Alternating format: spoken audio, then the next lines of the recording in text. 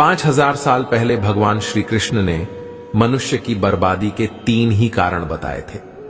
इस वीडियो में हम एक कहानी के माध्यम से हम आपको वो 3 कारण बताएंगे।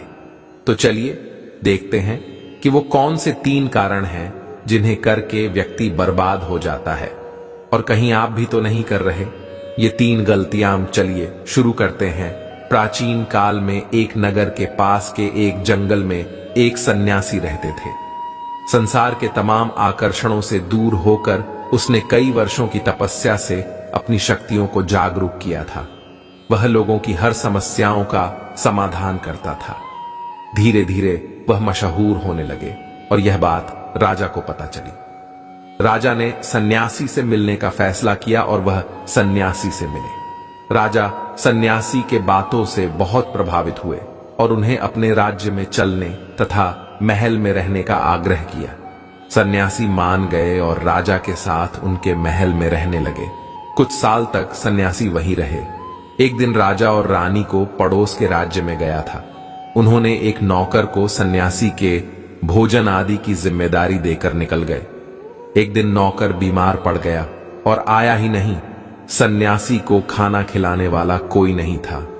वह इंतजार करता रहा और अंत था वह गुस्से में लाल हो गया। तभी राजा और रानी वापस आए। सन्यासी ने राजा को बहुत डांट फटकार लगाई और कहा कि तुम मेरी जिम्मेदारी नहीं उठा सकते थे तो क्यों मुझे लेकर आए। कुछ दिनों बाद मामला शांत हो गया। कुछ दिनों बाद राजा को फिर से पड़ोस के राज्य में जाना पड़ा।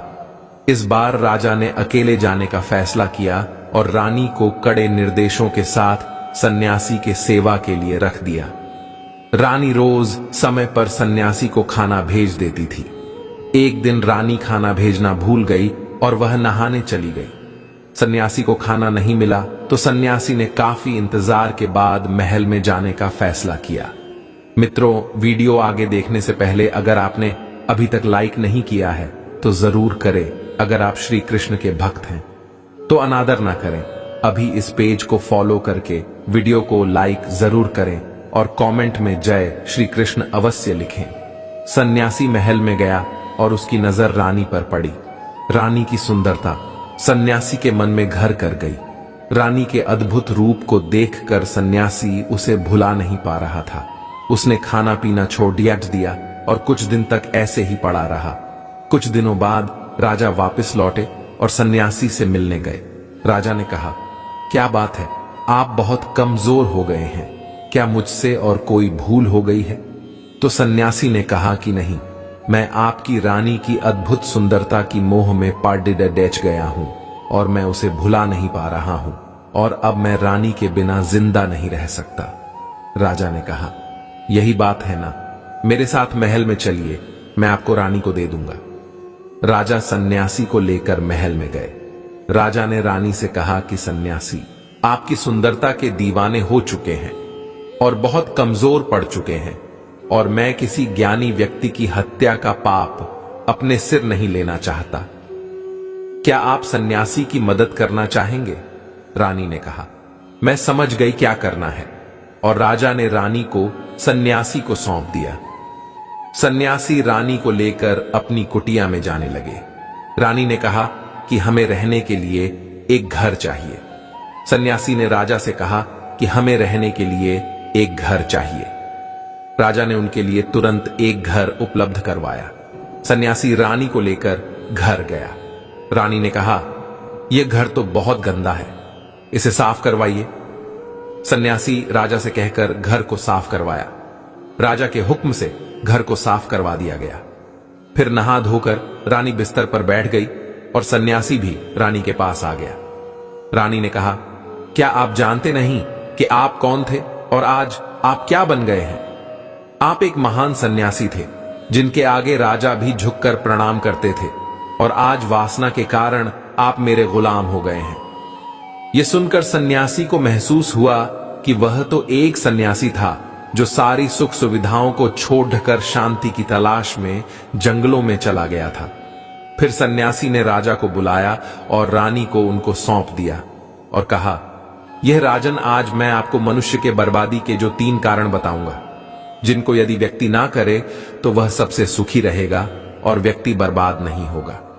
पहली आदत है इच्छा, क्योंकि इच्छा ही दुनिया की हर एक व्यक्ति के अंदर सबसे पहला अवगुण होता है, और जो व्यक्ति अपनी इच्छाओं को नियंत्रण में नहीं रख पाता है वह जीवन के किसी भी क्षेत्र में सफल नहीं हो पाता है, क्योंकि जैसे ही उसकी एक इच्छा पूरी होती है वह दूसरी की ओर बढ़ने लगता है, और दूसरी पूरी होती है तो तीसरी इच्छा उसके मन में जागृत हो जाती है, और फिर ऐसे करते करते इच्छाओं पर नियंत्रण ना होने के कारण इसी जाल में उलझा रहता है और दुखी रहता है।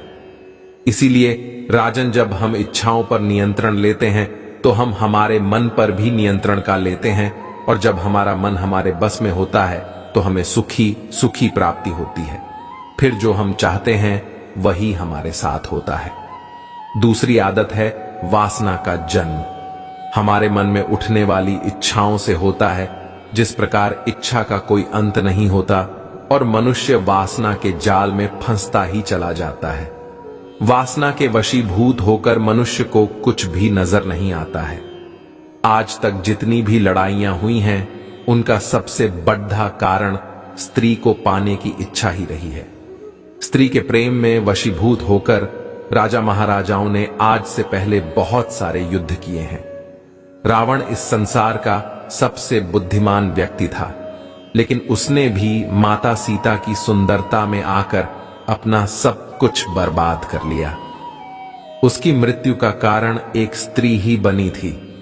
कई राजा महाराजा तो युद्ध में इसलिए हार गए क्योंकि वो लोग स्त्रियों से रास लीला रचने में ही रह गए।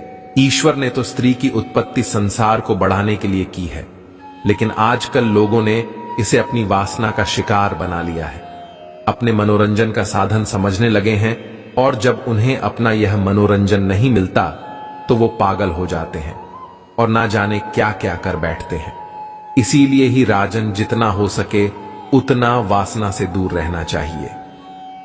तीसरी आदत है क्रोध, क्योंकि जब मनुष्य की वासना की पूर्ति नहीं होती है तो उसके अंदर क्रोध उत्पन्न हो जाता है, और जब व्यक्ति को क्रोध आता है तो उसे पर उसका नियंत्रण नहीं होता है, और फिर वह क्रोध में आकर कई गलत निर्णय ले लेता है।